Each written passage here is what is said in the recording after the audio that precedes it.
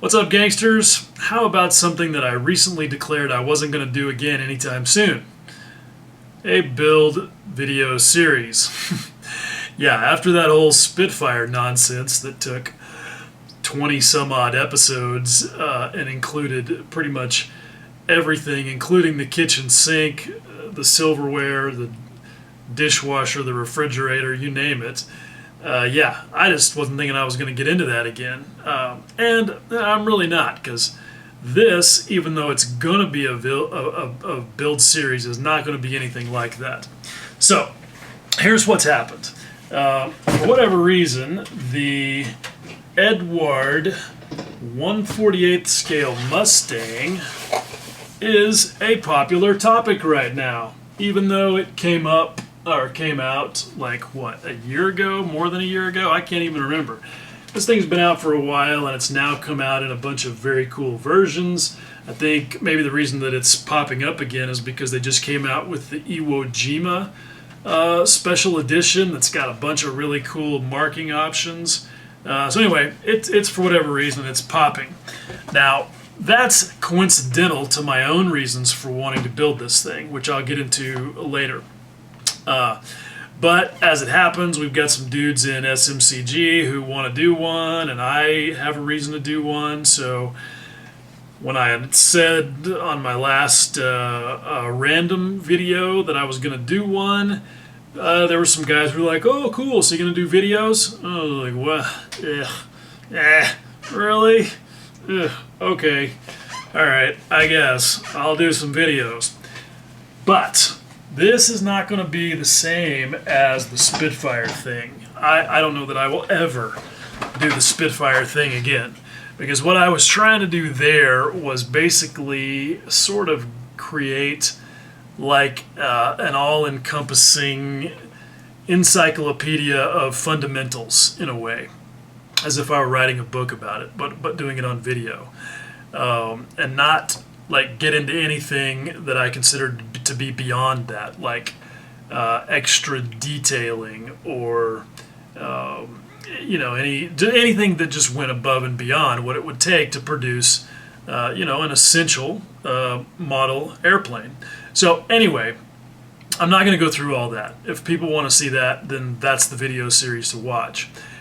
What I am going to do on this one, though, is basically give like a weekly or bi-weekly encapsulation of what I'm doing and what's going on with the kit, highlight any issues, successes, and any techniques that are relevant, because this one is a little bit different. You know, it's a Mustang, and this one's going to be a natural metal finish Mustang, so that involves some special considerations. So anyhow, it's going to be hopefully not nearly as long, not nearly as involved, but still interesting and informative. So, that being said, let's just get started. What I'm going to do to begin with is give you guys a really close look at the kit. Yeah, I know it's been reviewed and blah, blah, blah, and I'm not really going to add much new to that, but I still feel a responsibility to start out that way. So, here we go. Let's take a look. Alright, so I have basically just dumped everything out here on my workbench, and we'll just go through the pile in reverse, starting with the decal sheet. Why not? Alright, now, there's some stuff to talk about with this, because there are things going on currently with Eduard decals that I think are certainly worth talking about. By the way, don't worry about that. That did not come installed on the decal sheet. This was all laying in my paint booth. I think I squirted some 2K urethane clear I was testing on the back of it, because bottom line is I will not be using this decal sheet. I will be masking and painting all of the major markings on this thing, as I always try to do. And as far as stencils go, I don't know this for certain yet. Hopefully there's one available, but I'm going to go looking for a set of the HGW wet transfers to use, because it's bare metal. And decal film on bare metal finishes is no bueno, vatos. So hopefully I can find that. Not sure, I can't remember if they make one or not. Anyhow, The decals look amazeballs, all right? Look at the printing on these. Okay, check out that eagle and the color transitions. I mean, and then look at this, the Ridge Runner decal. Look at the registration on that. That is totes fantastico. And the reason is because Eduard is apparently doing digital printing, okay? This is what the old interwebs is telling me. And these are sources that I consider to be pretty reliable. And that's fantastic because as opposed to silk screening, you don't have to worry about things being out of register. If you know how silk screening works, you know that basically there's a silk screen mask for each color. You lay the screen down, you squeegee the ink on, it lays down just the one color, you remove that screen, you put the next one down. So like if you were doing these checkerboard things, you'd have a silk screen for the white, the black, and the red, and they all have to be perfectly in register or you have problems. The other thing that happens with silk screen is you get layers stacked up on top of each other, and that ends up making the decals thicker. So digital, hey, that's just basically using a really high-end inkjet printer or laser printer maybe. I'm not sure which. I suspect this is inkjet because of the gradation involved in something like that eagle. But the bottom line is that not only do you get everything automatically in perfect register, but it's all basically one layer. Like there might be a layer of white underneath. This is obviously a pretty sophisticated printer of whatever kind it is because it can print in white. And almost without exception, you can't do that with inkjets or lasers. Certainly not with anything that you'd buy to have in your home. Anyhow, without getting off into the weeds about printing white, bottom line is these decals look fantastic. But here's the deal. Apparently, some people have been trying to apply these and have found that the decal film is peeling up, or that they're able to peel it up. And when I first read about this, I was like, wait a minute. Are we talking about wet transfers or are we talking about regular decals?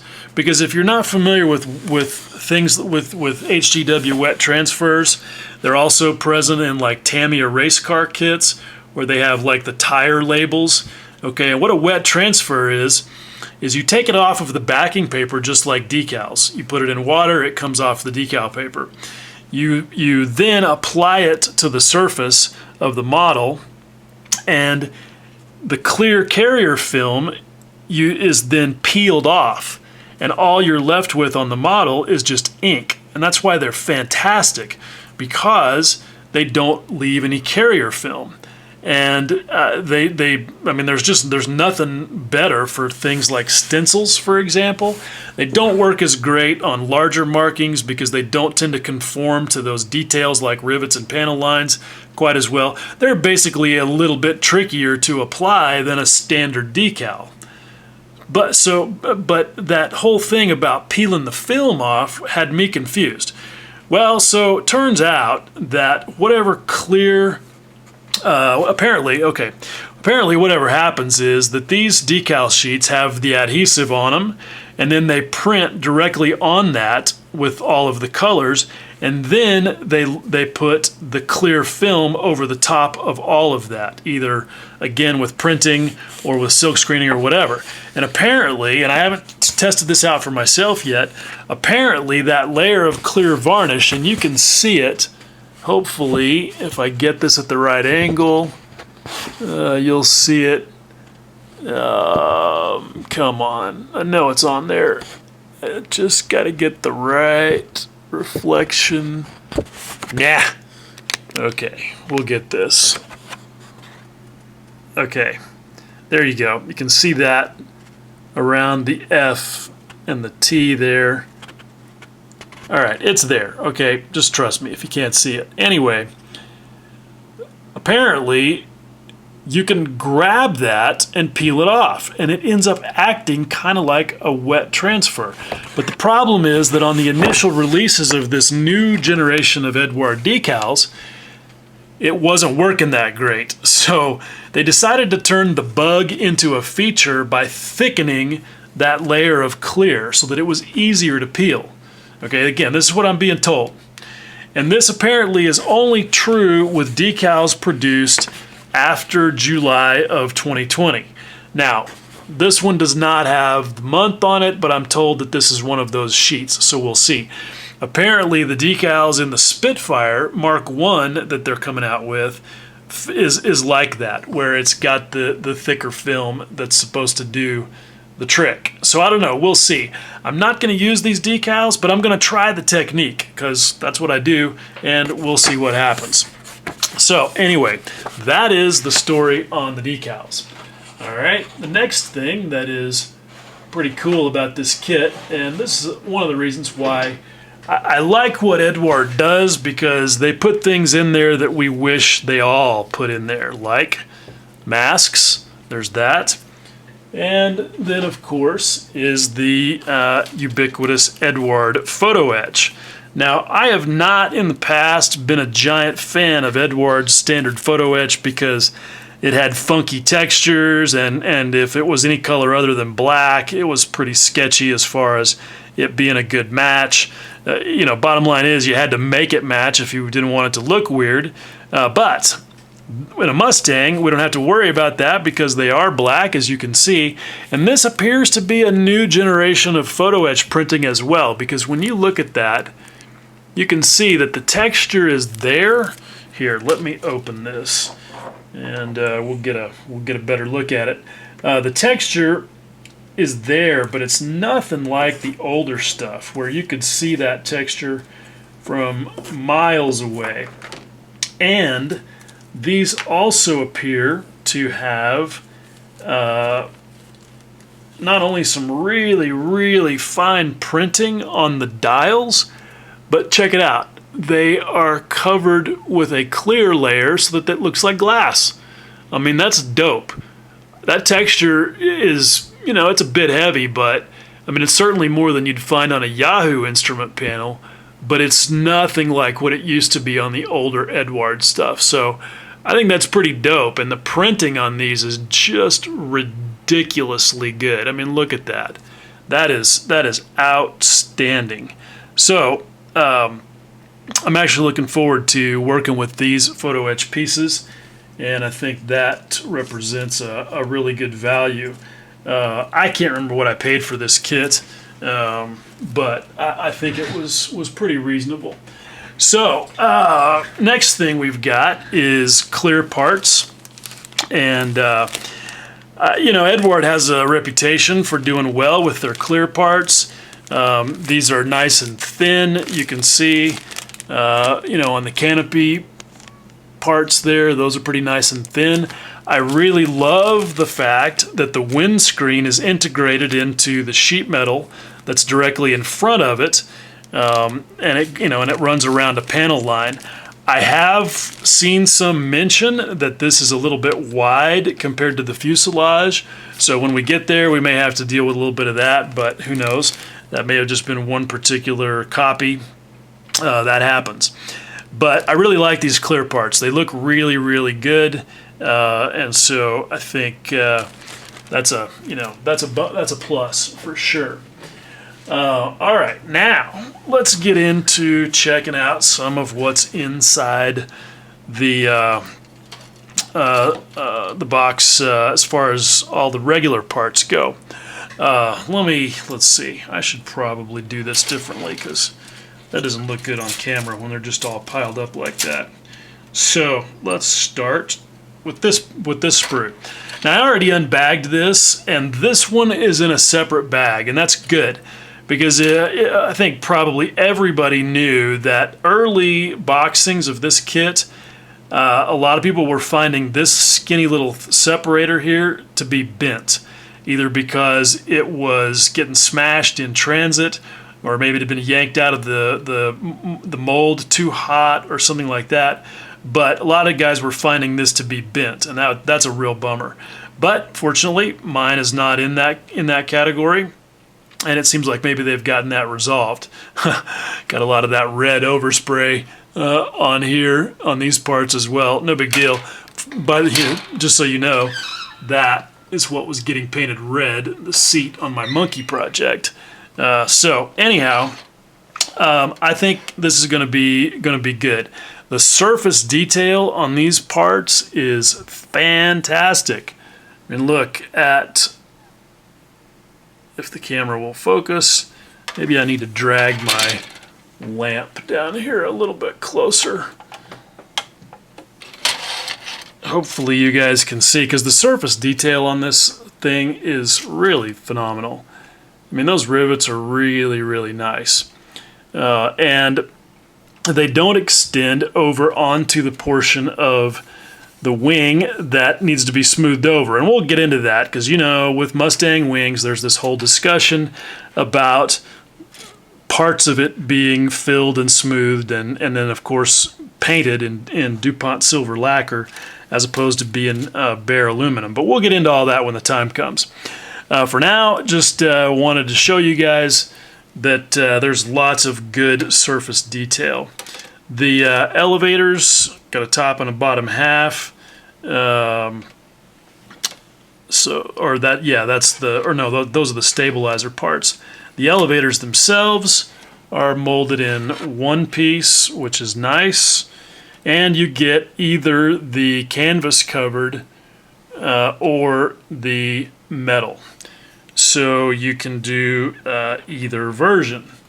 And then of course you can also see ailerons and flaps are also separate so that you can pose those according to your heart's desire. Alright, so now all the rest of this stuff was in the was in one bag together.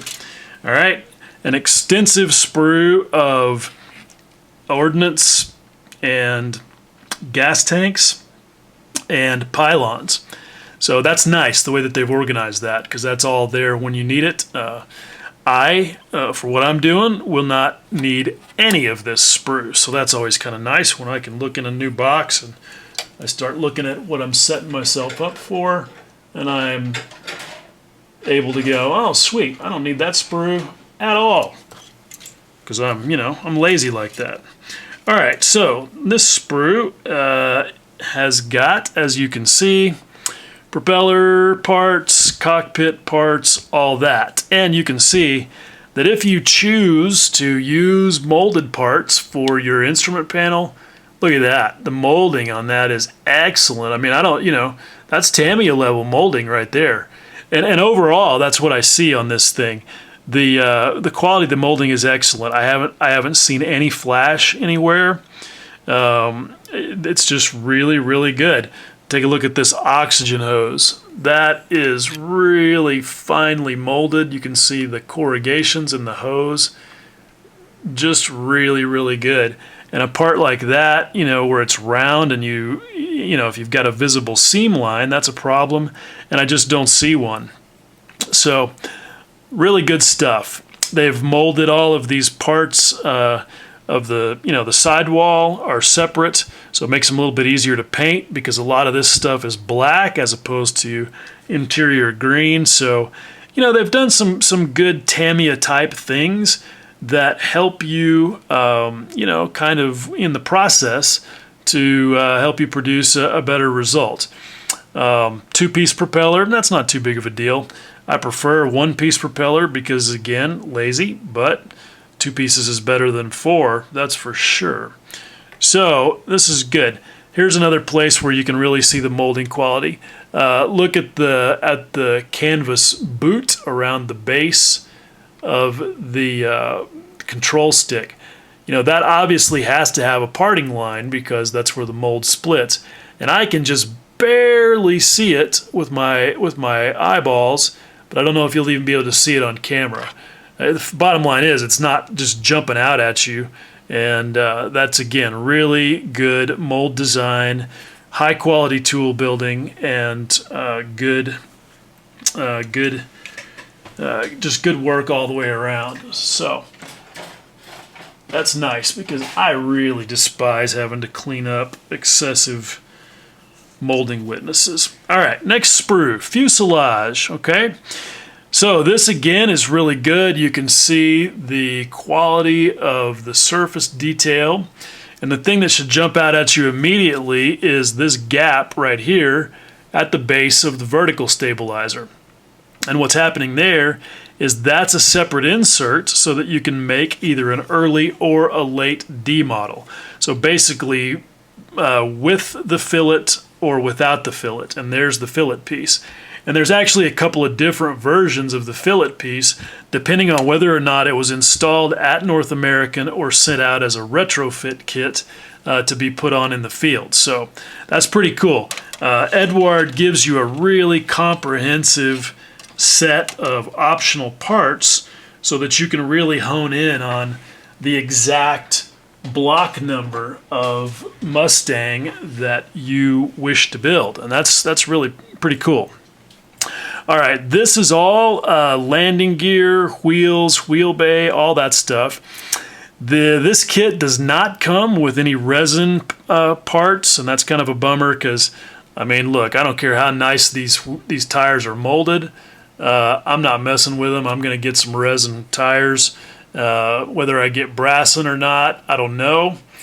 We'll address that when the time comes. But, you know, they are nicely molded, and you can see again with the options, you can see these are the vents that go on the nose of the Mustang, and that there's 3 different options there. One of the things that somebody was posting about today, in fact, was that these may not drop into the spot that they go, which is right there, perfectly flush. And what they did was they filed that lip out from inside there so that they could recess these louver things in there as far as they needed to be. So we'll see if that is something that I have to do as well. If I do, not too big of a deal. All right. Now, one of the issues, or I guess it depends on how you look at it, it's cool that Eduard gives us all of these separate parts to build up the wheel bay of the Mustang, because if you've ever looked in there, I don't know that there's any World War II aircraft that has a more complex wheel bay. Partly because of all the tubing, cabling, hydraulics, all that stuff that runs through there, but also because of the way it's finished. In general, I think it's safe to say that a Mustang wheel bay is comprised of components that were bare aluminum and covered in zinc chromate yellow. That's the spec as far as I understand it. That's what the few good reference photos that I have of Mustang wheelbays. And I think what I'll try to do with this video series is try and include some of my reference photos. So, oh goodness. Oh, all right. Anyhow, excuse me. I'll try to include some of my reference photos so you guys can see what it is that I'm trying to reproduce. Anyhow, I think that the most common consensus is that the upper ceiling of the wheel bay, which is actually the underside of the underside of the wing skin, is bare aluminum. But all of these lateral ribs that were riveted on there are zinc chromate yellow. So this piece is going to involve some painting and masking. What I'll do is paint the whole thing aluminum, mask in between the ribs, and then come back and spray those zinc chromate. And we'll, that'll be a little bit of a challenge, but not too bad. But this piece, let's see, not this piece, the rear bulkhead of the wheel bay should be zinc chromate yellow. The ribs that go across that fit in all of these slots, and then this front wall should be bare aluminum. And Eduard, again, has made it easy for you to achieve that by making all of these in separate pieces, okay? These are the ribs that go across the wheel well that fit into these slots. So that'll be pretty neat to see how that all comes out. And I'm kind of thinking about doing that whole subassembly first. But the word is, at least that I've heard anyway, and again, I don't know this yet for myself, is that because this wheel well subassembly is kind of boxed in from a series of parts, that there's room for error. And if you get the thing too thick, because they were doing their best to give you a correct to scale depth for the wheel well, but of course you have to account for the thickness of the plastic wing skin and the thickness of this part right here. Anyhow, it's all pretty tight apparently, and what I've been told is that if you don't get all of that right, that you won't get the wing halves to sandwich together the way that they're supposed to. So I'm going to be paying particular attention to the way that all this goes together and making sure that my wings will assemble the way that they need to before I get in there. Because one of the other things that people have talked about is these machine gun inserts right here. All right, you can see why they did that. That way, you get the nice openings for the barrels. That's pretty cool. But some people have found that the distance between the top and bottom edges of that insert is too small, so that when you put it into the notch on the wing, you end up with a little bit of a step either on the underside or the top side of the wing. And that's not good, obviously. It's not clear if that's because people are not getting their wing completely closed shut, or if it's because this piece is just a little too narrow. I don't know. We're going to find out. But one thing that some guys have done is put a little bit of a spacer in between right here to spread this out enough so that this edge and this edge are flush with the wing surface. So again, there will be some test fitting and all that happening there. So we'll see. All right, now here's another thing that I initially thought was really cool, but on closer inspection, a little bit of a disappointment. And this is something else that people have been posting some photos of that they are seeing as well. All right, take a look at the exhaust stubs here. Now, it's really cool that they are slide molded, okay? If you don't know what slide molding is, that basically means that the mold, in order for the exhausts to be hollow, and the mold closing, up and down this way, you have to have a movable slide that moves in and out like this in order to create the hollow exhaust tips. So what you basically have is you've got a moving mold component that has little tiny pins on it to create those exhaust tips. And as you can see, the problem is that some of them are not perfectly lined up. All right, it may be, hopefully I can get this to show on camera the way I need it to here. Let me get some light. All right, if you look closely at the third one from the right, you can see it looks like it's short shot. The circular tip of the stack is not complete. All right, I'll flip it over here in a second. There's a notch there. You can also see a little bit of flash on the second one from the right. Okay, let me flip that over and maybe you'll get a better look at what I'm talking about. This is one of those things that you have to really be zoomed in to see. All right, and you got to get it at the right angle. Okay, there you go. Look at the third exhaust tip from the right. You can see it is not a complete circle, and that's because the pin is not lined up with the cavity. It's over to one side in the mold, and so it basically leaves the sidewall of that tube non-existent. And you can see it happening on some of the others as well. Again, difficult to get the right angle with everything on the sprue, but you can see there a few of them are not good. And as far as I'm concerned, these are unusable. I mean, yeah, can you fix it? Sure, you can fix anything. But it's going to be difficult to fix those and make them really look as good and as crisp as everything else. You can see that one on the end right there by my fingernail is really blown out. And that's just, look, for a $60 kit that's supposed to be the pinnacle of what's available right now, that's just not acceptable. That is just pure and simple a molding defect, and it may, it stems most likely from a flaw in the manufacture of the tool.